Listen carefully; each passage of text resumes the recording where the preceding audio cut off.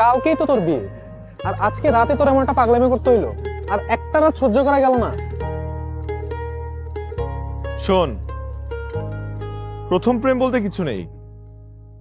তুই যাকে বিয়ে করবি সেই তোর প্রথম ভালোবাসা।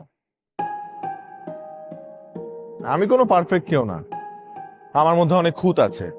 তো এই সবকিছু জেনেই কিন্তু বৃষ্টি আমাকে অ্যাকসেপ্ট করেছে। আমরা আসলে ভুল মানুষের পেছনে সময় দেই, ভালোবাসি,